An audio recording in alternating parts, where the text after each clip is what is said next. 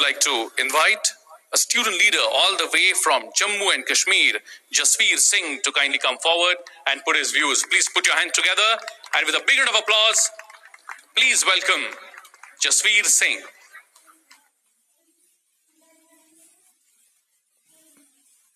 नवी भारतीय छात्र संसद के सभागार में मंच पर उपस्थित समस्त सम्मानीय अतिथिगण, गणमान्य व्यक्तिगण, राष्ट्र के युवा निर्माताओं एवं मेरे प्रिय युवा देशवासियों, सदियों की दास्ता गुलामी के बाद 15 अगस्त 1947 को भारत स्वतंत्र हुआ। एक नई आशा के साथ हमने एक नया संविधान बनाया और 26 जनवरी 1950 को हम दुनिया का सबसे बड़ा गणतंत्र बने। इस सबसे बड़े गणतंत्र के मार्गदर्शक के रूप में 395 धाराओं, 8 अनुसूचियों, 22 भागों वाले दुनिया के सबसे बड़े संविधान की व्याख्या और संरक्षण का अधिकार हमने भारतीय स्वतंत्र और निष्पक्ष न्यायपालिका को दिया। और इसमें कोई दो राय नहीं कि पिछले 70 वर्षों में जब जब देश के सामने संकट आया, चाहे वो संवैधानिक संकट था, चाहे वो न्यायिक संकट था, भारत की न्यायपालिका ने निष्पक्ष रहकर उसका समाधान देश को दिया।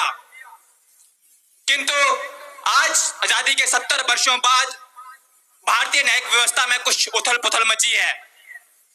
उसमें सबसे बड़ी बात है कि लंबित जो मामले हैं उनकी संख्या बढ़ती जा रही है, भ्रष्टाचार में वृद्धि हुई है और जनता का विश्वास घटने लगा है। और एक और चीज कि जो कानूनी प्रक्रिया है वो बहुत लंबी है और जितने आज लंबित मामले भारतीय न्यायपालिका के पास हैं, जिस गति से वो चल रहे हैं, तो कुछ लोगों का ये कहना है, विशेषज्ञों का कहना है कि अगर इसी गति से उनका समाधान खोता रहा तो सदी के अंत तक, अर्थात 21वीं सदी के अंत तक भी हम उन सब मामलों का समाधान नहीं निकाल पाएंगे। और जब जब जनता को न्याय नहीं मिलता, क्योंकि भारतीय न्यायपालिका भारत के लोगों के लिए न्याय की अंतिम आस है, जब जब न्याय में देरी होगी उसे अन्याय और अत्याचार समझा जाएगा। और जब जब ऐसा होगा तब तब विश्व का सबसे बड़ा जो लोकतंत्र है उसमें लोगों की आस्था कम होगी। तो प्रिय देशवासियों, जो कार्यपालिका की जिम्मेदारी है, जो न्यायपालिका की जिम्मेदारी है, चाहे कॉलेजियम व्यवस्था हो, चाहे किसी आयोग के गठन की बात हो, वो दोनों आपस में बैठे और राष्ट्र हित को सर्वोच्च रखें। क्योंकि कोई व्यक्ति, किसी व्यक्ति, समुदाय, धर्म या किसी दल की व्यक्तिगत महत्वाकांक्षा से राष्ट्र कहीं बड़ा होता है। उस कार्यपालिका को और न्यायपालिका को, क्योंकि दोनों राष्ट्र से बड़ी नहीं है, इन दोनों को साथ बैठना होगा, अपनी जिद और टकराव छोड़ना होगा।